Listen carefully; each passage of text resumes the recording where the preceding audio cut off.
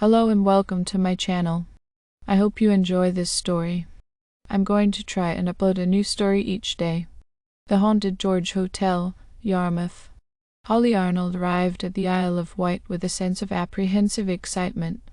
She had heard the rumours about the George Hotel in Yarmouth, a grand old building with a history as murky as the waters of the Solent. Once a bustling hub for sailors and traders, it now stood as a picturesque relic, offering modern comforts wrapped in centuries-old charm.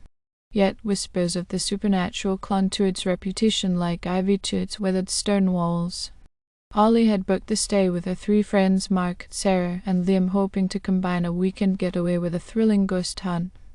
As an amateur historian and paranormal enthusiast, she was drawn to the tales of tragic deaths and restless spirits.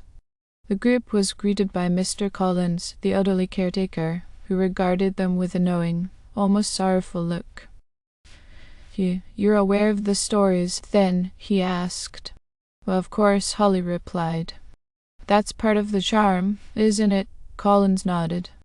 "Just remember, some stories are rooted in truth. Respect the spirits, and they might just respect you." Their rooms were on the 3rd floor. The rooms were quaint, filled with antique furniture and the faint scent of lavender. As they settled in, Holly couldn't shake the feeling of being watched. She brushed it off as nerves. That evening, they gathered in the hotel's grand parlour, a room adorned with portraits of long-dead patrons. Holly noticed a particularly striking painting of a woman in Victorian attire, her eyes almost seeming to follow their movements. Holly asked Collins, who had joined them for a nightcap.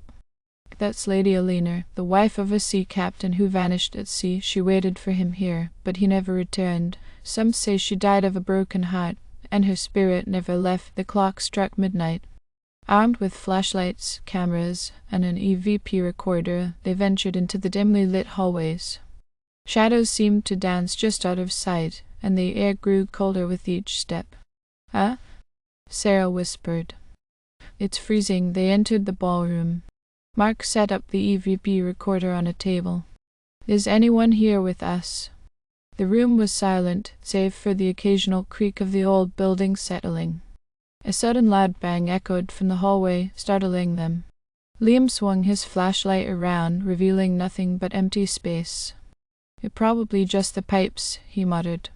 They continued their exploration, making their way to the basement. The air was thick with dampness and an inexplicable sense of dread. Holly's flashlight flickered as they descended the creaky stairs. At the bottom, they found a series of old wine cellars and storage rooms. Holly felt a chill run down her spine as they passed by a bricked-up doorway. "What's behind there?" she asked Collins. "An old storeroom," he replied. "It was sealed off after a tragic accident." Intrigued, Holly pressed for more information. Determined to uncover the truth, she decided to do some research in the morning. That night, Holly struggled to sleep. She tossed and turned, haunted by vivid dreams of shadowy figures and echoing screams.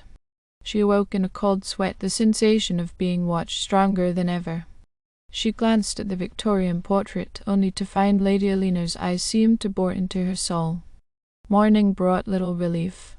Over breakfast, the group shared their experiences. Sarah had heard whispers in her room, while Mark swore he saw a shadowy figure standing at the foot of his bed. Liam, usually the skeptic, admitted to feeling an oppressive presence that left him breathless. Determined to get to the bottom of the mystery, Holly delved into the hotel's history at the local library. She discovered that the bricked-up basement room was once a makeshift infirmary during a cholera outbreak in the 1800s. Many who were confined there never left, their bodies sealed within the walls. Armed with this knowledge, the group decided to confront the source of the hauntings. That night they returned to the basement armed with sledgehammers. Collins tried to dissuade them, but Holly was resolute. "Look, we need to set them free." Breaking through the bricks, they uncovered a chilling sight, a small room filled with decaying cots and skeletal remains. The air was heavy with the stench of death and despair. As they stood in horrified silence, the temperature plummeted, and a cacophony of ghostly wails filled the air. The spirits, now visible, were gaunt and tortured, their eyes hollow with eternal suffering. Lady Eleanor's spirit appeared among them, her face twisted in anguish. Holly felt a crushing wave of sorrow and guilt emanating from the spirits. "We're sorry," Holly whispered. "But we didn't know." Lady Eleanor stepped forward. "Release us," she pleaded. Understanding dawned on Holly. "We need to perform a ritual to give them peace," with Colin's reluctant assistance. The atmosphere grew heavy with anticipation. As the final words of the ritual were spoken, a brilliant light enveloped the basement, and the spirits began to fade, their expressions softening into peace. Lady Eleanor was the last to disappear, her gaze locking with Holly's one final time. "Thank you," she whispered. The haunting ceased, and the hotel felt lighter, as if a dark cloud had lifted. Holly and her friends left the Isle of Wight with a sense of accomplishment and a newfound respect for the restless dead. As they departed, Collins watched from the doorway, a rare smile touching his lips. "Perhaps now the George Hotel can finally know peace," he murmured. As Holly and her friends sailed away from the Isle of Wight, the George Hotel stood serene against the backdrop of the harbour. The oppressive gloom that had once shrouded the building seemed to dissipate, replaced by a sense of tranquil solemnity. Holly couldn't shake the feeling that they had not only freed the spirits, but had also altered the very essence of the hotel. Several months passed, and Holly resumed her daily life, though the events at the George Hotel never strayed far from her mind. One crisp autumn morning, she received a letter postmarked from Yarmouth. It was from Mr. Collins. "Dear M.S. Arnold, I hope this letter finds you well. I wanted to express my deepest gratitude for what you and your friends did for the George Hotel and the spirits within its walls. The change has been remarkable. The guests now speak of the hotel's beauty and serenity rather than its haunting. However, I must inform you of something curious. During renovations in the basement, we uncovered a hidden diary belonging to Lady Eleanor. I believe you might find its contents both intriguing and important. Please visit us when you can. Yours sincerely, Mr. Collins. **** Holly's curiosity was piqued. She shared the letter with Sarah, Mark, and Liam, and they all agreed to return to the Isle of Wight the following weekend. The thought of uncovering more about Lady Eleanor and the hotel's history filled them with a mix of excitement and trepidation. Upon their arrival at the George Hotel, they were warmly greeted by Mr. Collins, who led them to his office. The diary, bound in worn leather and yellowed with age, lay on the desk. Holly carefully opened it, the pages brittle under her fingers. Lady Eleanor's elegant handwriting filled the pages, recounting her life, her deep love for her husband, Captain James Ashford, and the heartache of his disappearance. As Holly read aloud, a tragic tale unfolded. The diary revealed that Captain Ashford's ship had not been lost at sea by accident. It had been sabotaged by a jealous rival, leading to its mysterious disappearance. The last entry was particularly poignant. March 17, 1863. I cannot bear the pain any longer. James is gone, and with him my heart. I have learned the truth, but there is no one to hear my cries for justice. If my spirit lingers, it is because I cannot rest knowing those responsible walk free." Tears welled in Holly's eyes as she finished reading. She knew. She knew what happened to her husband. There's more. We found records of a man named Henry Blackwood, a business rival of Captain Ashford. He disappeared shortly after Eleanor's death, and some believe he might have been involved in the sabotage. Determined to uncover the full truth, they discovered that Henry Blackwood had indeed been a suspect, but had vanished before he could be questioned. Rumors hinted that he had fled the country, but no concrete evidence of his fate existed. One evening, as Holly and her friends gathered in the parlour to discuss their findings, a cold draught swept through the room.